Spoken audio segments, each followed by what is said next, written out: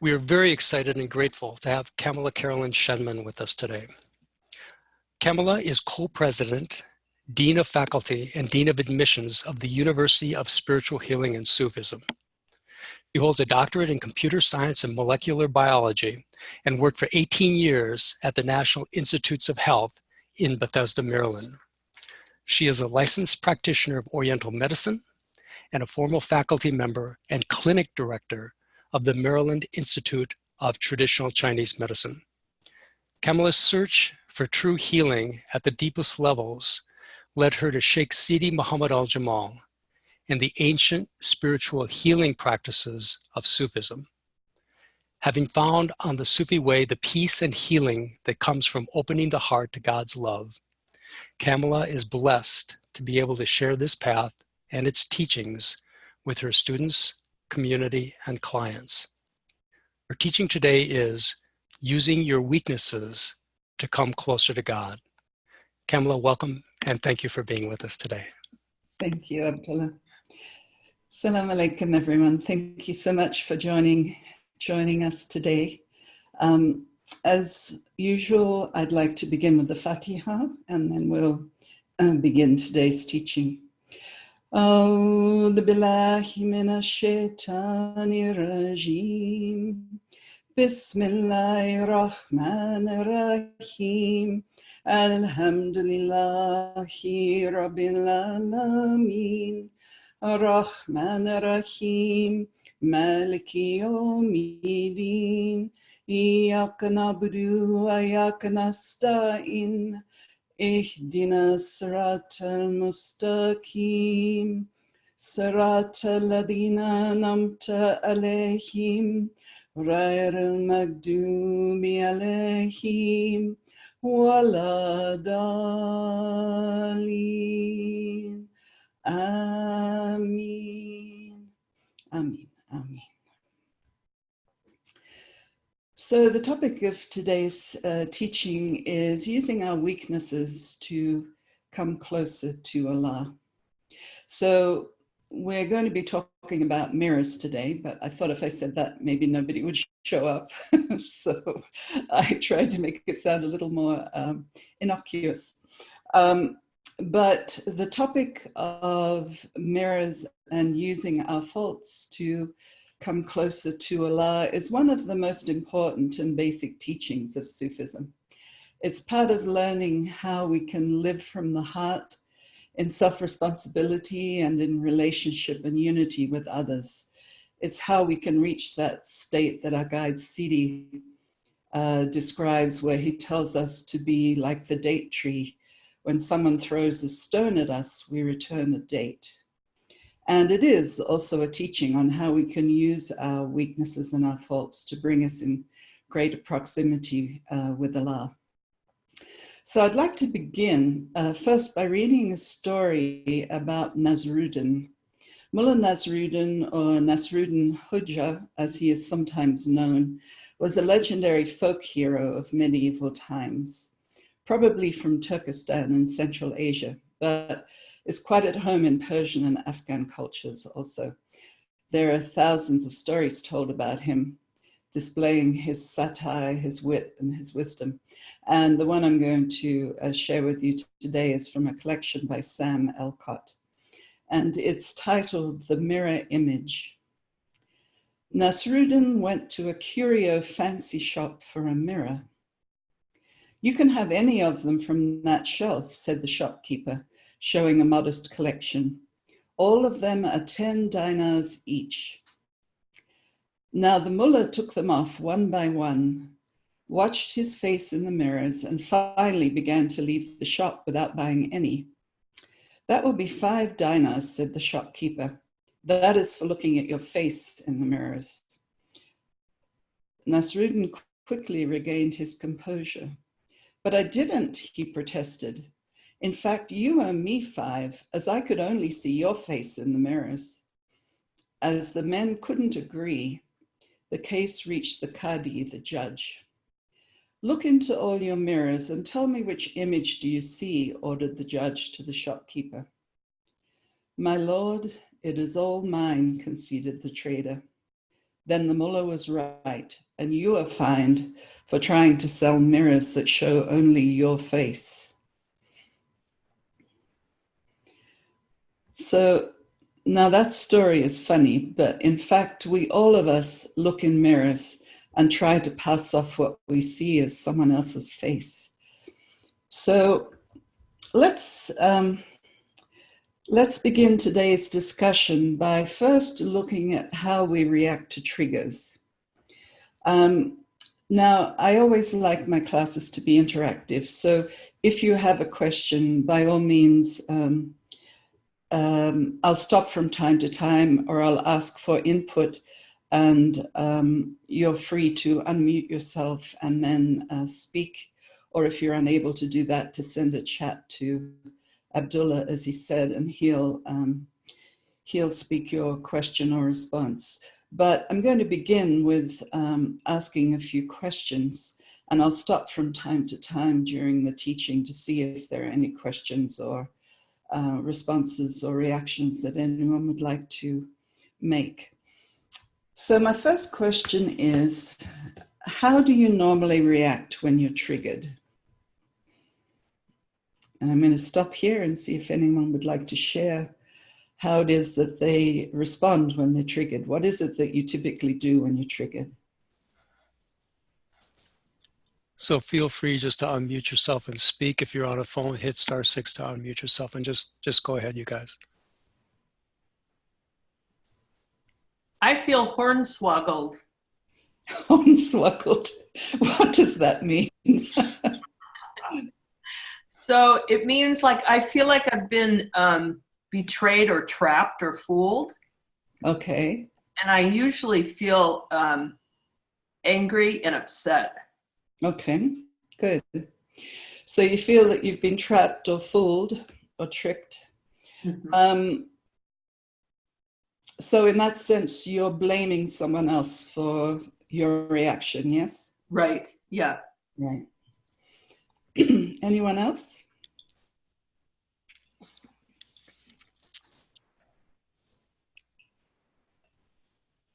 Yeah, I usually feel or often feel like a shutdown. There'll be like an immediate shock feeling and then a shutdown, like wanting to hide or disappear. Okay. So you go inwards and try to remove yourself from the situation in a way. Yeah. Yeah. Anybody else? This is Pari. I feel I dislike and then I get upset. Okay. So the reactions that some of you have been sharing with me are fairly typical. We often react to being triggered by blaming the other person. Sometimes we ask them to stop what they're doing, or we criticize them for not doing it right. We go into judgment, and sometimes we do internalize. Sometimes we blame ourselves rather than the other person.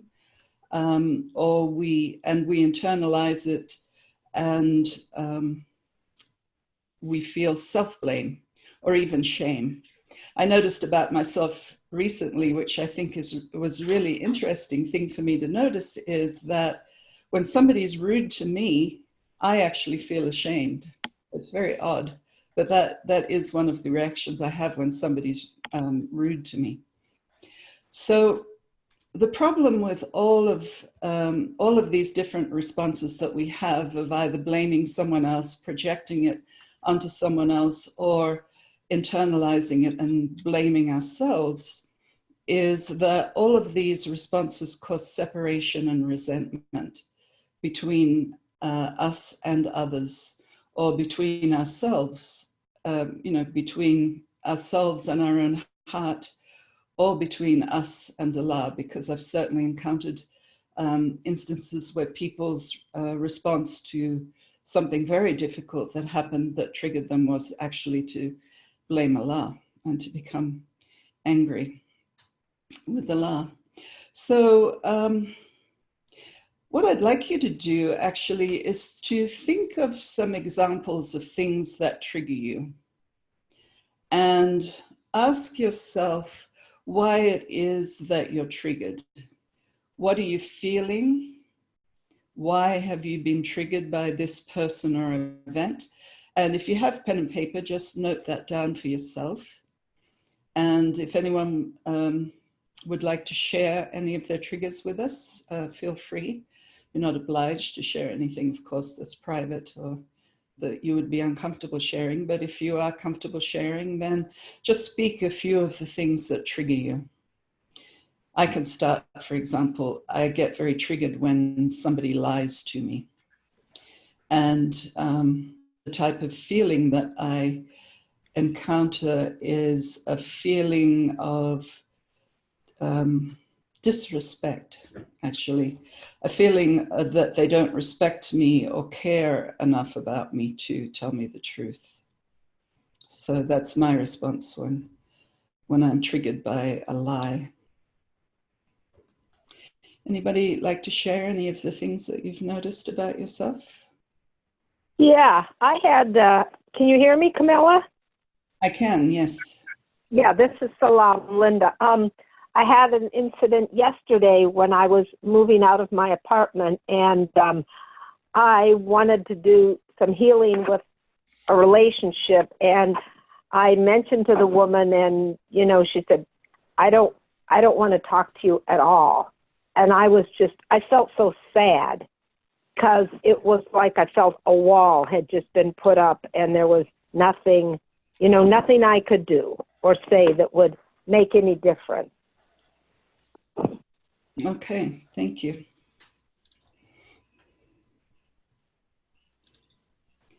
Anyone else like to share anything? This is Zahra. Mm-hmm. I get triggered when it looks like decisions have been made for me without including me. Okay, so you get triggered by being left out of decisions. And sorry, did you say sad? How do you feel when that happens? I feel anger and shame, both. Anger and shame. Okay. Yep. Okay, thank you. So those are a couple of good examples of ways of things that can trigger us and what our feelings are and why we're triggered. So I'd like you all, if you can, to note down a few of your triggers and just ask yourself why you're triggered, what's actually triggering you, and what do you feel about that. So usually when we're triggered, it's for two reasons, and we're only going to talk about one of those today. The first reason, which we won't talk about much today, is that we all of us have universal human needs, and when those needs are not met by other human beings, we get triggered. And so unmet needs is often one of the causes of our triggers. But what the second is the concept of mirrors, that somebody is mirroring to us something that we don't like in ourselves, actually. And that is what triggers us. And ultimately, we can consider that everything that triggers us is a mirror. So that's a fairly blanket statement, but I'd like to read to you, and we'll discuss a writing that C.D. wrote in Reality of Gnosis on this very topic. It's the clearest discussion of mirrors that I've ever seen, and it's on pages 24 to 26 of Reality of Gnosis. It's called All Existing Entities Are Ranks of Your Being. And as C.D. so often does, he basically tells us the whole story in his very first sentence. And then he goes on to elaborate.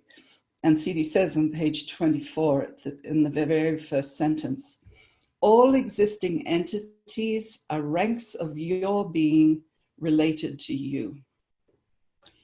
All existing entities are ranks of your being related to you. Now, what C.D. means by entities here is anything you encounter in creation. It's not just human beings or animals, it's an entity describes anything that Allah has created that exists in our physical world. So it can include objects as well as people or animals. Then he goes on to elaborate on this. So he says, these entities are ranks of your being related to you. So everything that you encounter in the world has a relationship to you. And if we think about that, you know, the fact that CD says that, do you think you're a small star when actually you contain the entire cosmos? And since we know that all of Allah's divine names are manifested in the human soul, this means that there's nothing in creation, there's nothing in the cosmos that is foreign to us as human beings.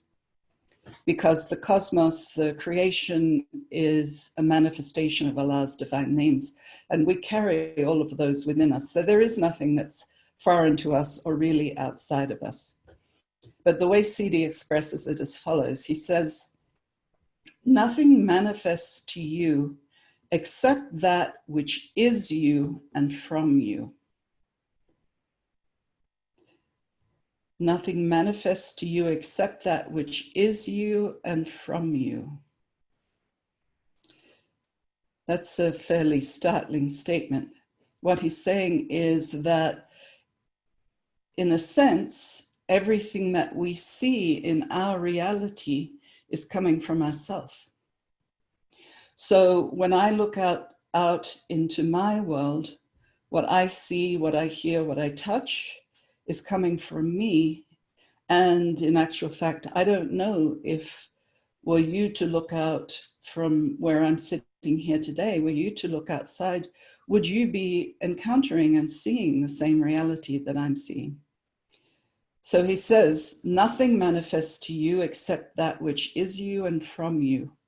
So look, what do you see? Give each distinguished entity its proper favor out of love, because from that comes what perfects you.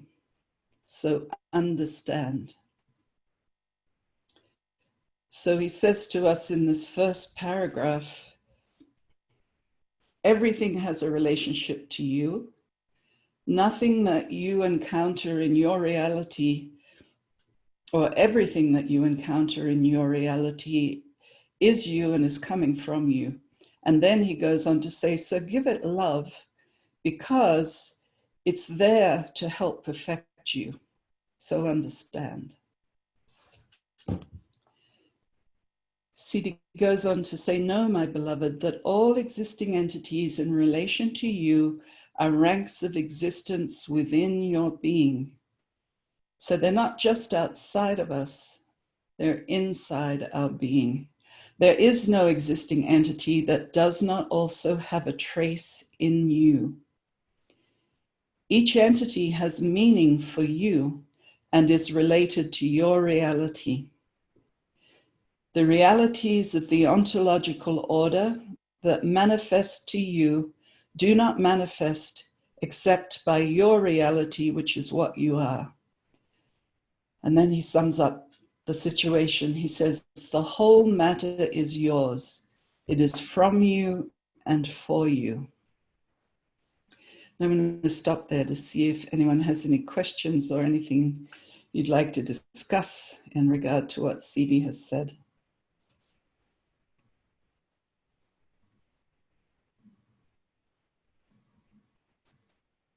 Rahima, you're on mute.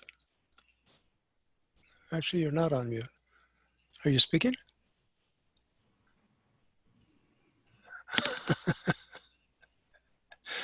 We're not hearing anything. Okay. Okay. I saw you talking, but I didn't hear anything. Kamala, let me start by asking a question.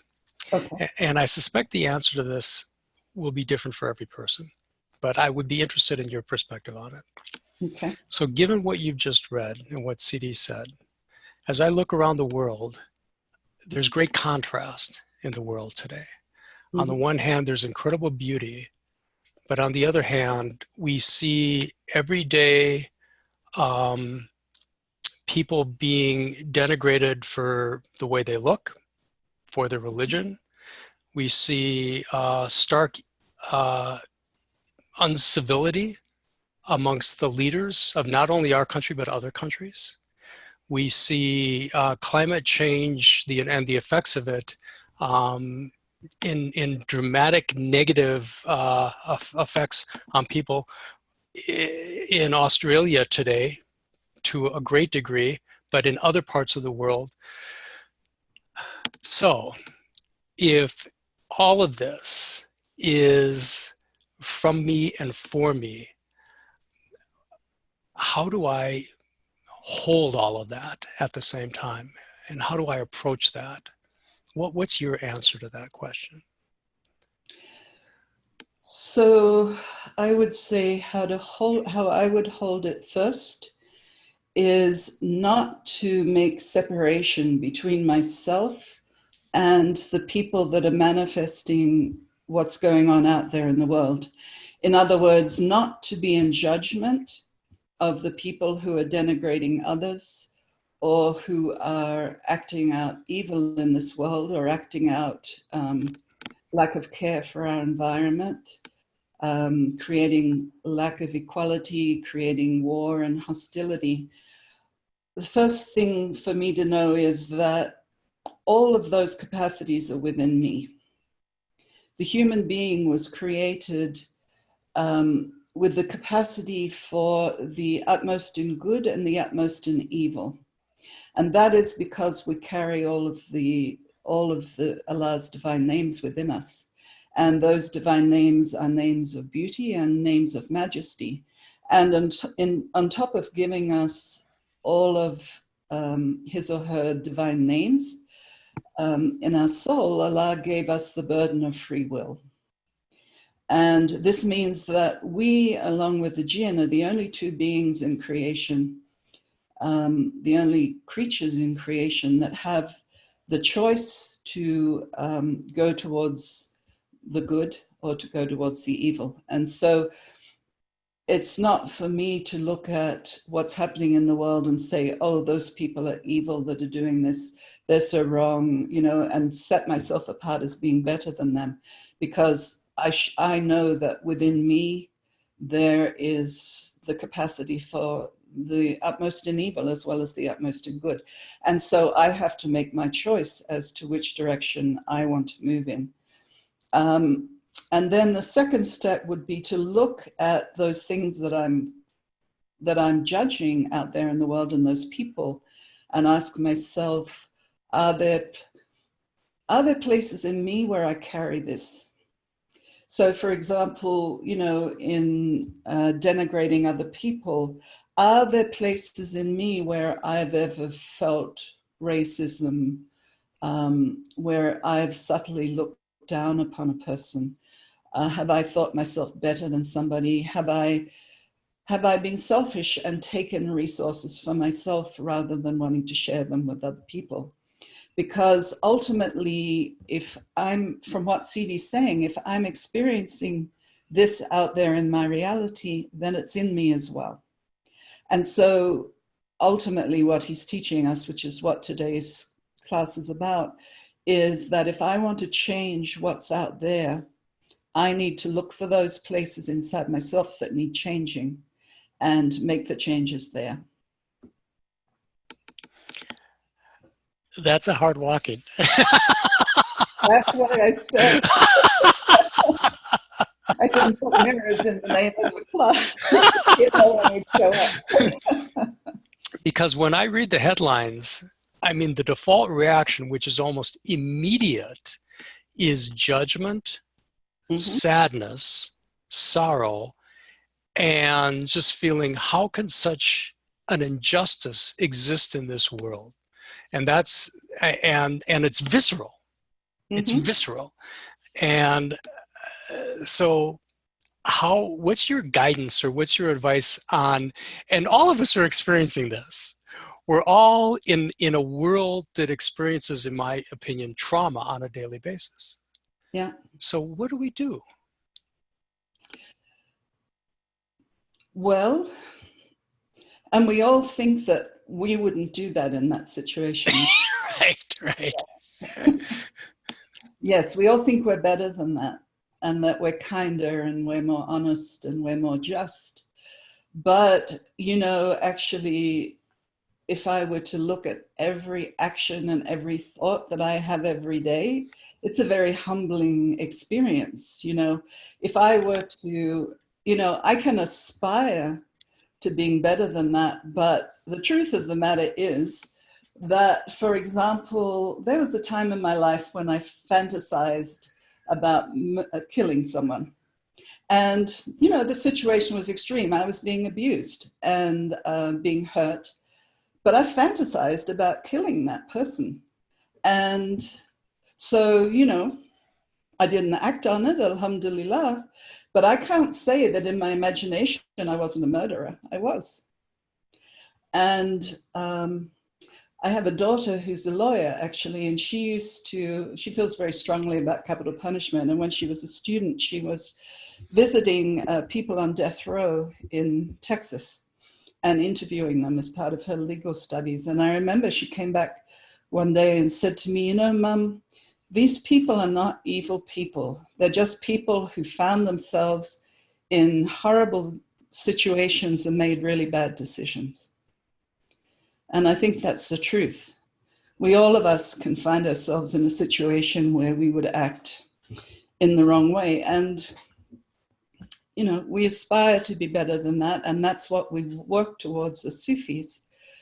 But, Sidi said to us pretty clearly right from the beginning, he said, if you want peace in the world, start with your own heart. Then move to your family, then move to your community, then move to your country. And so, he's giving us the same teaching over and over again. Now, that doesn't mean that, I'm not saying that this is the only thing that we can do to change things in the world, because from time to time, we're put in a situation where we could take action to make something better. And if Allah puts us in that situation, and if Allah's guidance is to take action, we should follow that. But ultimately, what we're being shown from Allah's perspective is we're in this world to purify and beautify and perfect our souls, our own souls. And what's happening out there is a mirror for us to prompt us to look to see what needs cleaning and purifying and beautifying within us.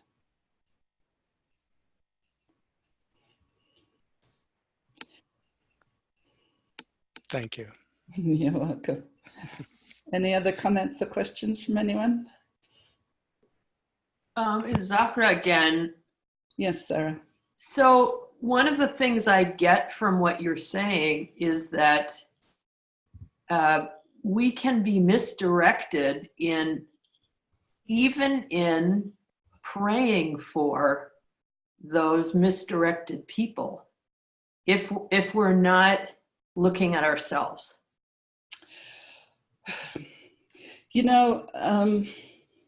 One of the beauties and challenges of Sufism is that in any given situation, we can look at things from a spiritual perspective, and we can look at them from a human perspective. And very often when you do that, you find that the answer to almost every question is yes and no, because these two perspectives are very different. And I think we're never wrong or misguided to pray for somebody.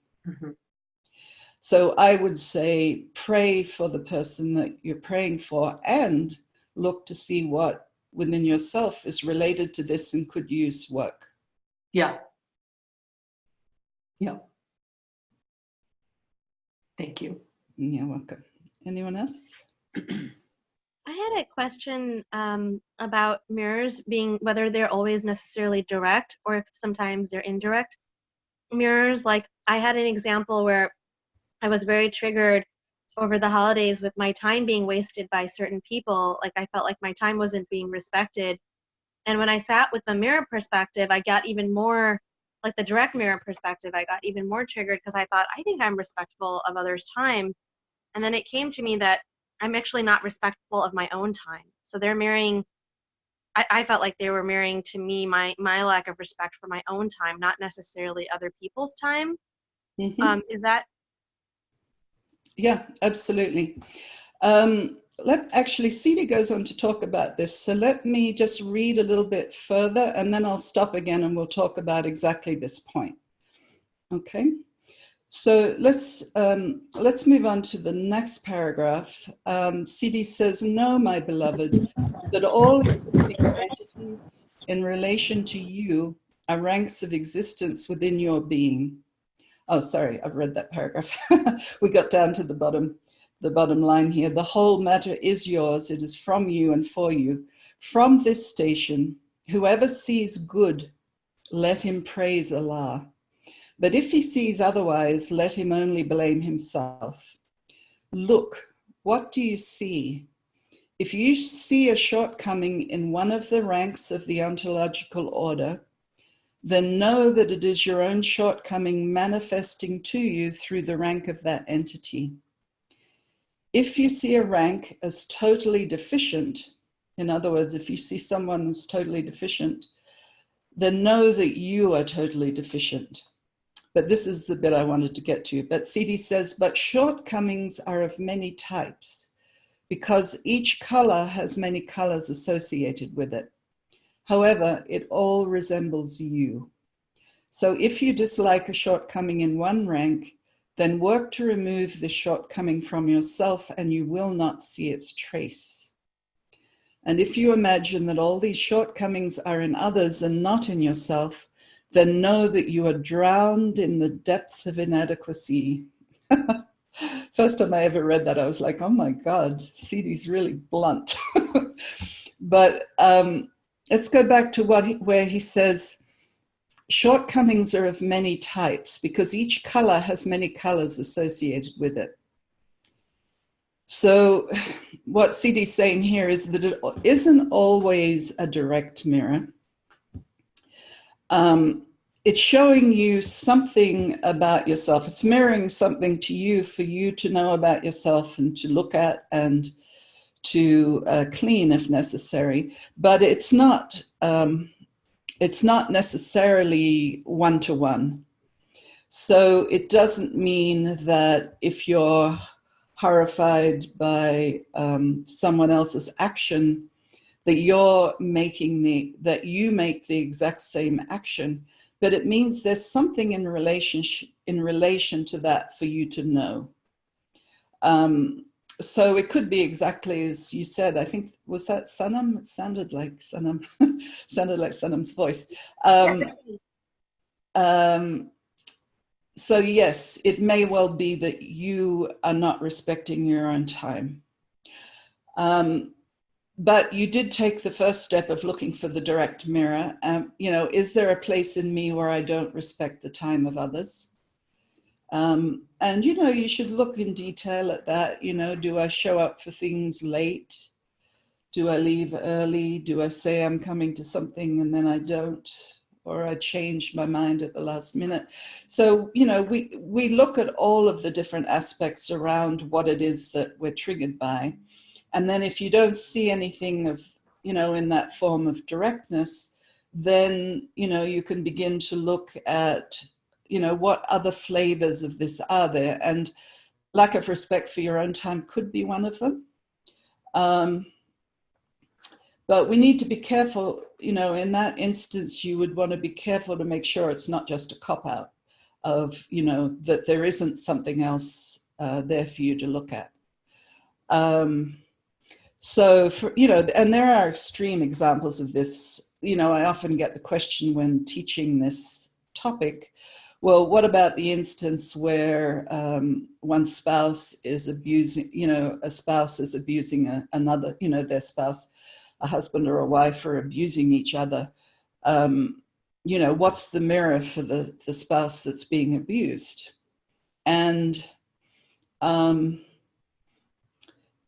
there, of course, the mirror, you know, are you saying that a person who's being abused deserves it because, you know, they're abusers themselves? You know, what are you saying when you discuss this case?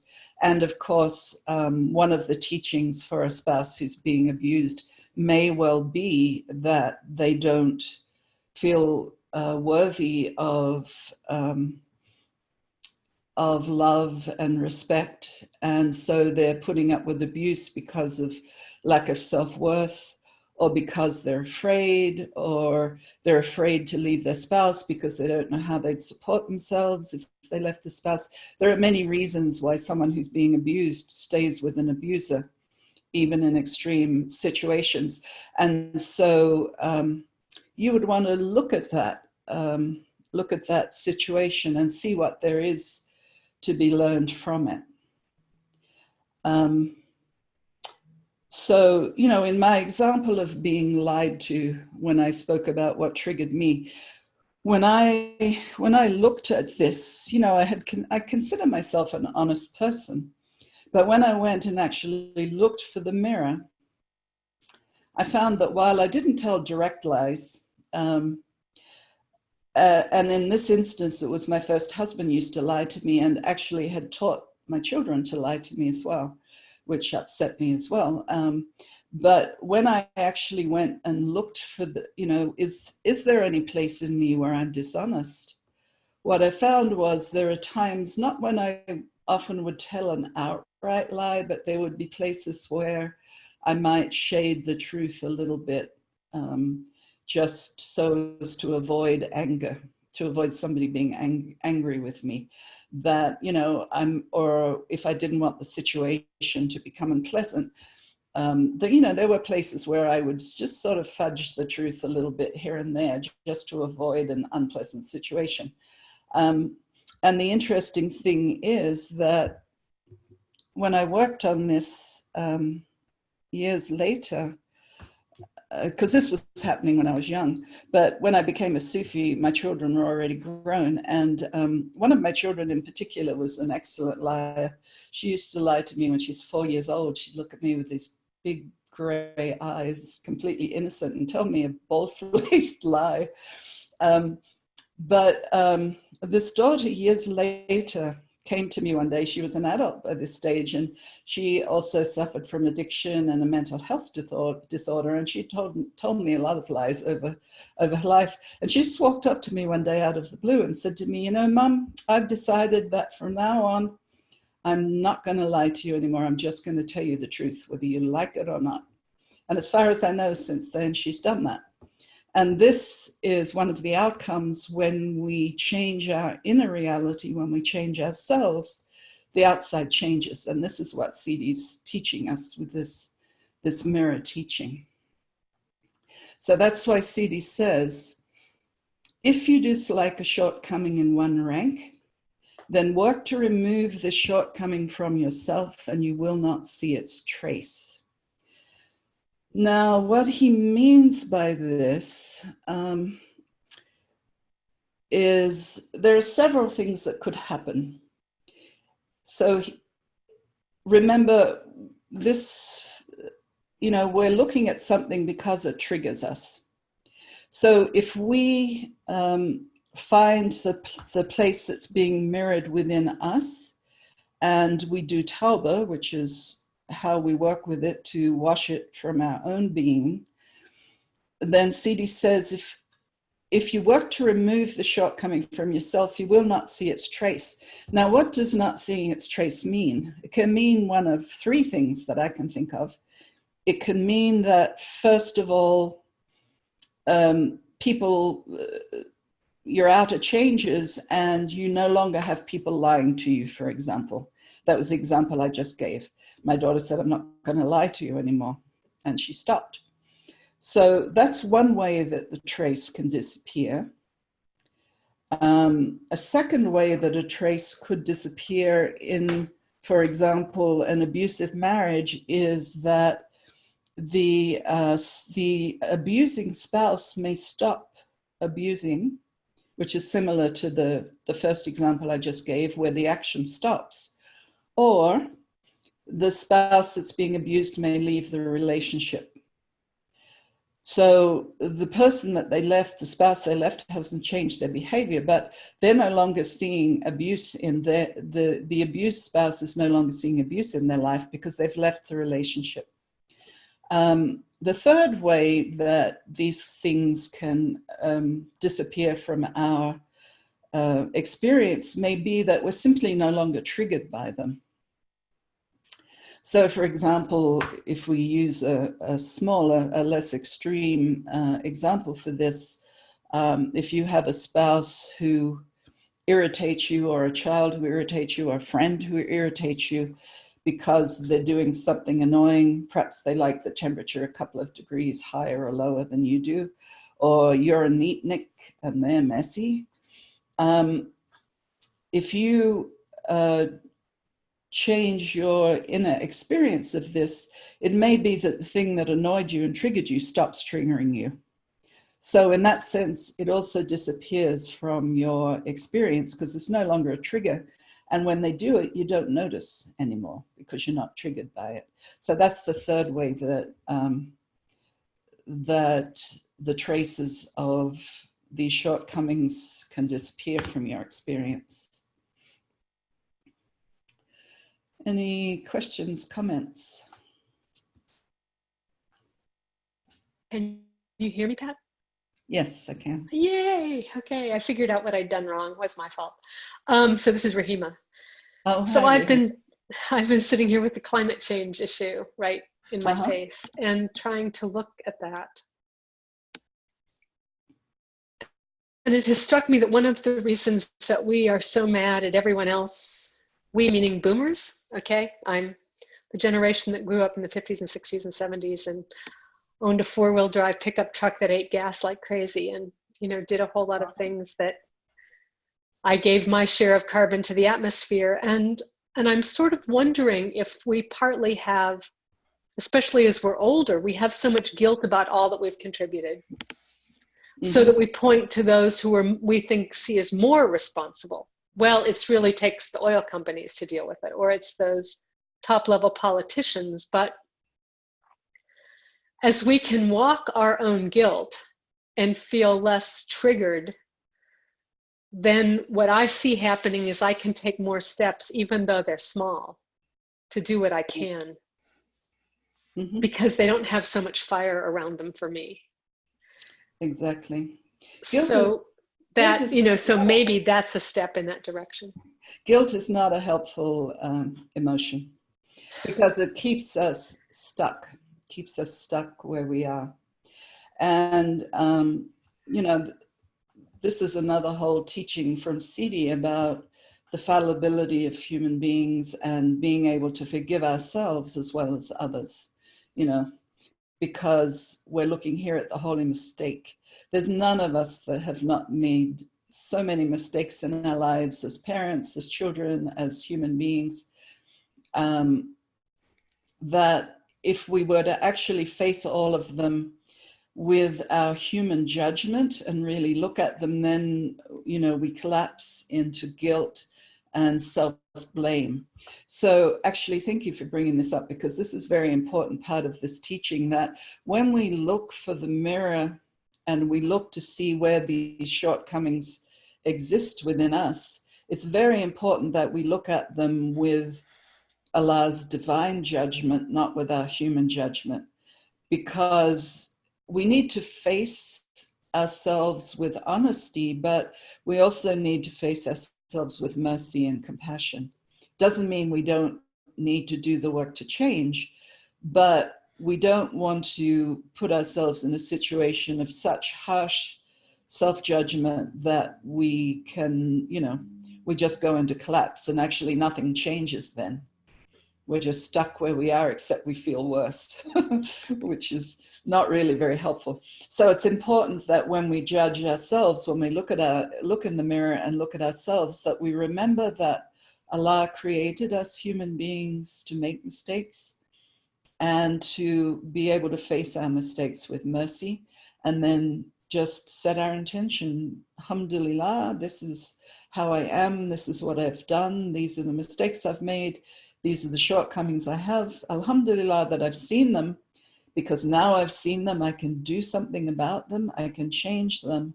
And in that changing, I can come closer to Allah.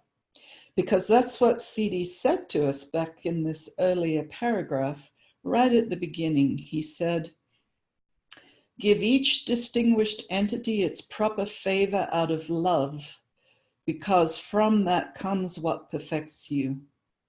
So when we see someone behaving badly, we should remember to give them love, or to regard them with love as best we can, because they're showing us something that will bring us closer to Allah.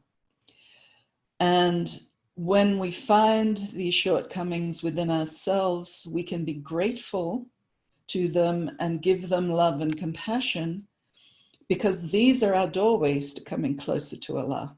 As we purify, every shortcoming that we purify from our being removes veils between us and Allah. So this is how we come, one of the ways that we come closer to Allah, by removing the veils and purifying the shortcomings.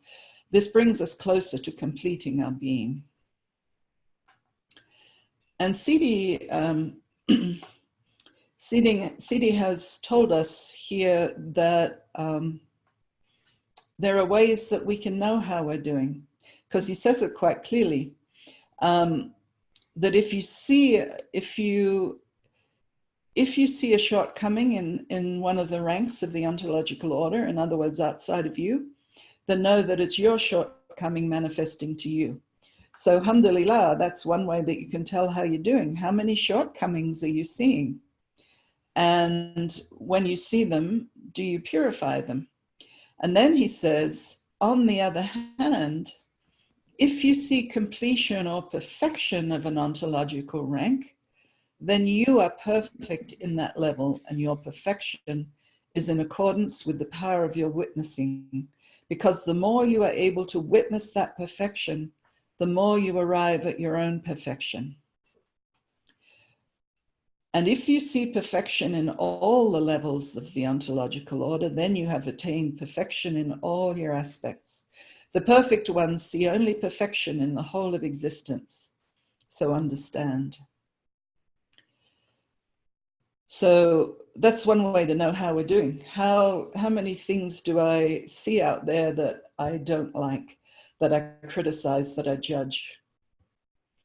And as we take each one of those things and purify it within ourselves, then that judgment and dislike will disappear from our existence. The traces of those shortcomings will disappear, and what we'll see instead is goodness and perfection all around us.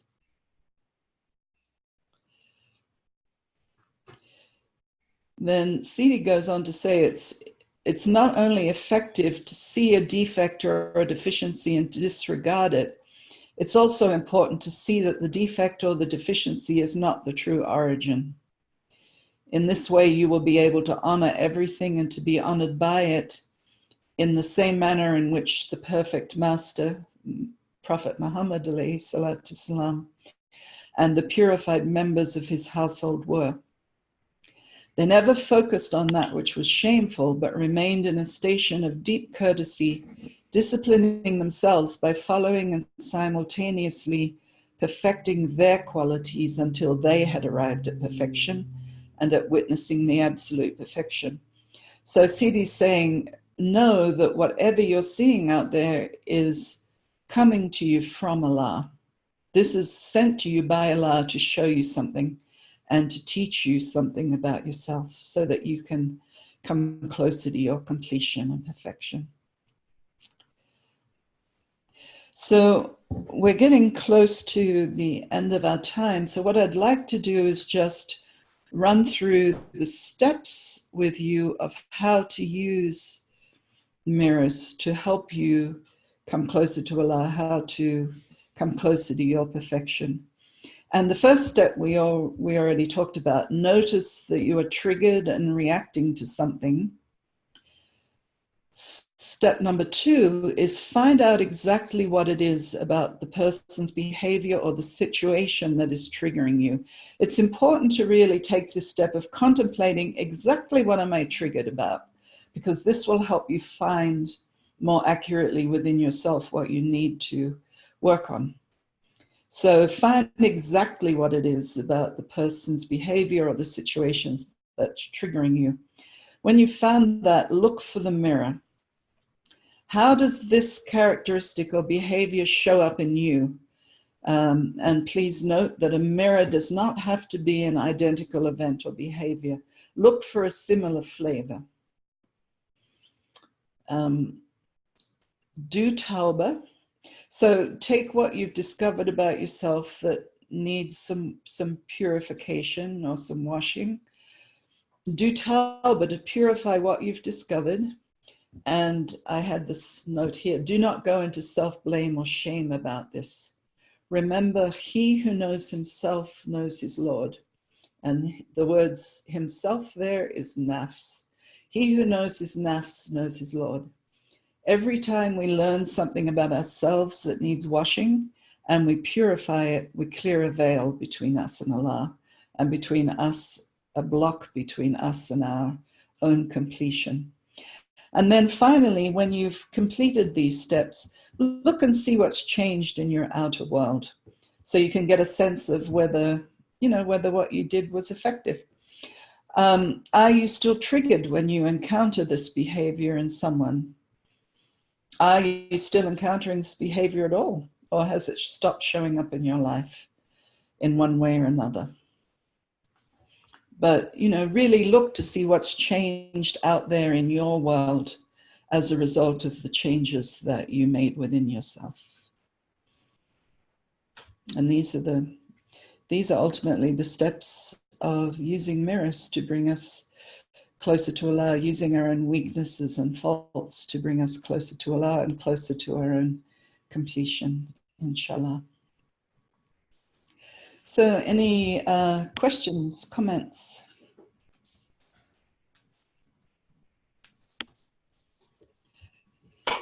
Assalamu alaikum, beloved. This is Rebecca. Yes, Rivka. Hi, thank you so much for the beautifully delivered or transmitted talk today. I had two questions. One is, do you have any recommendations as to how to, like, if someone, a friend, or in this case would be like a coworker or my boss, if anyone is in more of like a blaming or not seeing the mirror but looking out and seeing it in something else, but it's really getting them off track or upsetting them, do you have any like ways to help soften the perspective and turn them more towards a mirror perspective without triggering defensiveness or anything like that, but just to, because sometimes I think there's just a kind of a beauty and an art and a way of, like, of course, being in the love with it, but I just wondered if you had any initial thoughts on how to support someone who's not seeing a mirror and just how to introduce that concept. Maybe, as I'm thinking, just maybe you wouldn't do it in the moment while they're triggered. But anyway, that was my first question. And then my second question was, I came from a Buddhist path, and there were 3 precepts in the Zen Buddhist path, and the third one is... Okay, sorry. Is this related to the... Yeah, I just want to address the first one. Yeah, I just don't want to get lost. My memory's not what it is. I'm getting older, so it'd be easier to do it one at a time, I think. The first question, I just wanted to clarify, if you're seeing someone be triggered, and how can you help them understand this concept? Right, of the mirror. Well, that's a tricky one, because unless this person is asking for your help or would be interested in your help, you're not necessarily going to get a very good reaction. I mean, first thing I would recommend is that primarily we're working on ourselves with the mirrors. So we use this for our own self-improvement. If you're concerned about someone and you think this teaching would help them, you could ask them, you could just say to them one day, not when they're triggered, probably is the best time. You know, when I get triggered about things, or if somebody's complaining to you about something that's going on, I would just say to them, you know, when I get triggered, I have this great tool that I learned on the Sufi path or whatever, which is mirrors, where I found that, you know, when something upsets me, I go and look inside and see. First of all, I really look to see what's upsetting me, and then I see if there's anything within me. And you could actually talk to them about the concept of mirrors, but it would have to be in a very delicate way, because otherwise it's going to come across as you criticizing them or, you know, putting yourself above them or whatever. So it would have to be done very delicately. But, you know, you could just tell them that you know, when you get upset, you have this great tool that you've learned, and be happy to share it with them if they'd be interested. But okay. Yeah. Thank you. You're welcome. And your second question? Yeah, so I was just thinking back on what you were saying about our path being to clean our own soul. It's like the primary purpose. And it made me think back on being on a Zen Buddhist path, and there were 3 pure precepts, and the third one was to save all beings. And then I remember, like, you know, there was a scripture or something around when the Buddha was enlightened and he touched the ground and he said, me, or I, and all beings are enlightened, when he reached his enlightenment. Right. So I was just wondering if you could speak to that from a Sufi's perspective, like what is happening when we're, you know, what's happening on the larger, what's the mirror on the outer, or when we're working on cleaning our soul, and how is that mirroring and then transforming, you know, the rest of the universe or world at the same time? Well, does that make sense? It makes total sense, because Allah told us clearly, I created you all from one soul. So when the Buddha said that, I and all beings are enlightened, that's immediately what I heard. So when you change something within yourself, you are changing it for all human beings. And that's why, you know, from one aspect, we think about, well, if I just change myself, I'm not going to change anything else. I'm just one person. And, you know, we're 7 billion people on this planet, but actually we're not. The separation that we believe in is as illusory as this existence. Our bodies are separate, but our souls are not separate, because we're all connected back to that universal soul.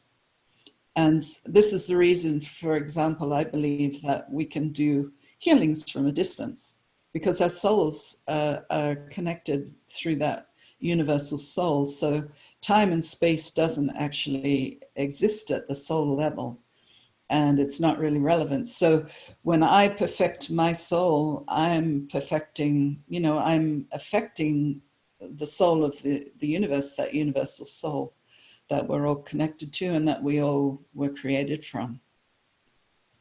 Yeah, alhamdulillah. I felt like I wanted to bring that up for those who are struggling with feeling like they needed to do more on the outer. And I think I heard that, you know, if 1% of the enlightened people on the planet are the ones that are sort of bringing forward the entire universe or creation or something. A very small percentage. Yeah, Mirzam. Well, you know, that's where this concept of the tipping point comes from.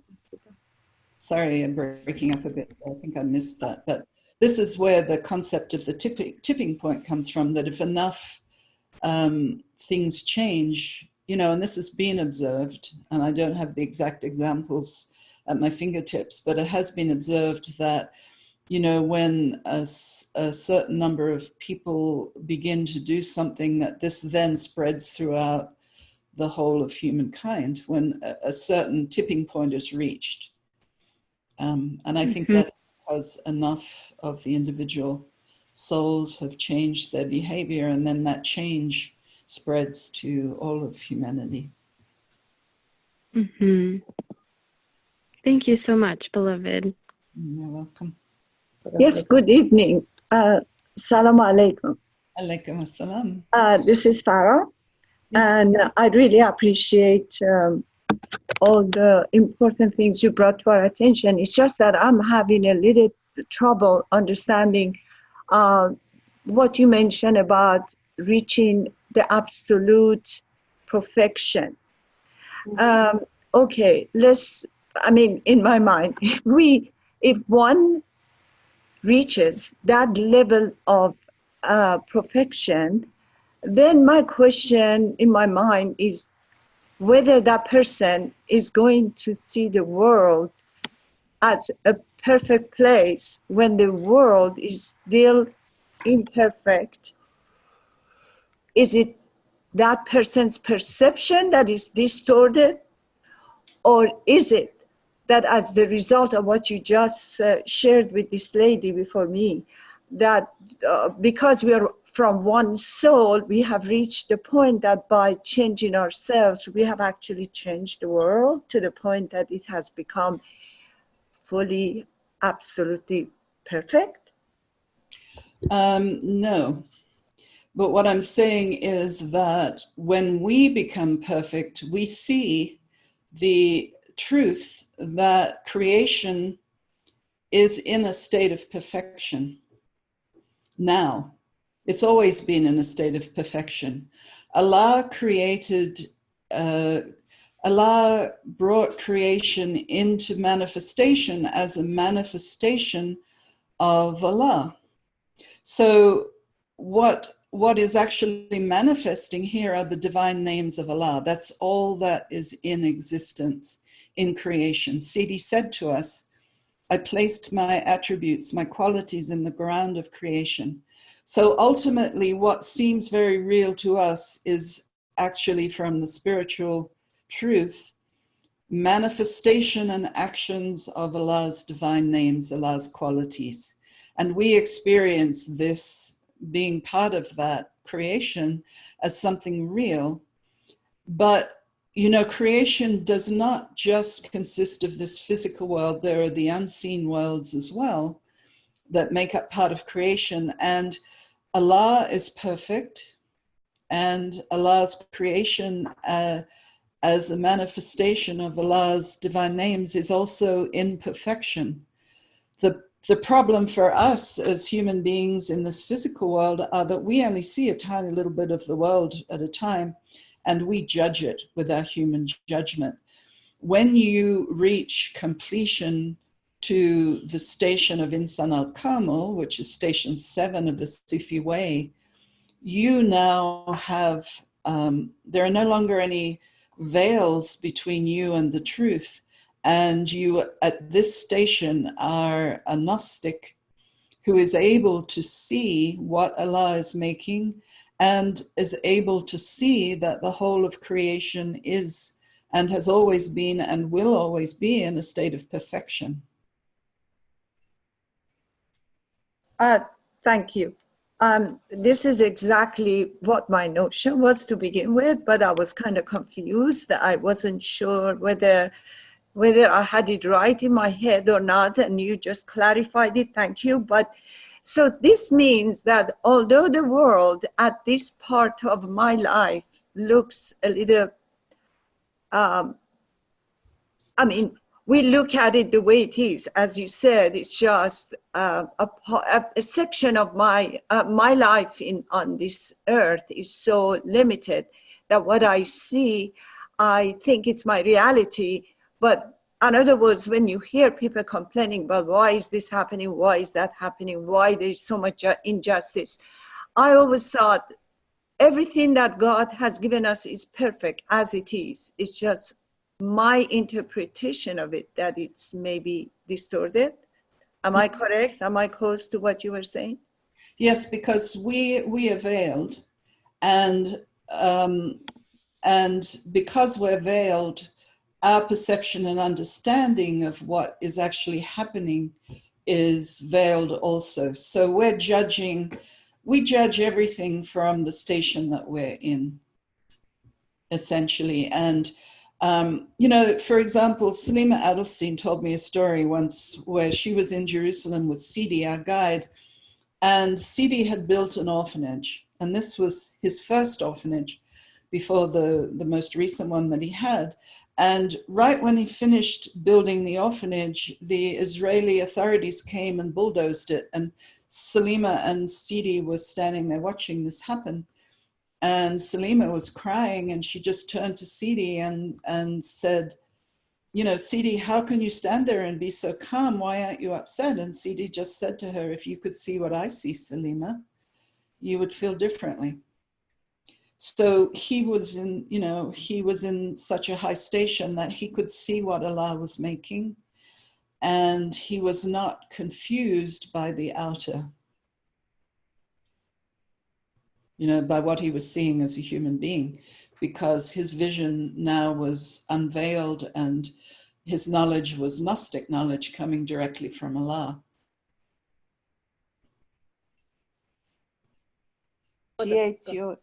Thank you. I really appreciate the clarification.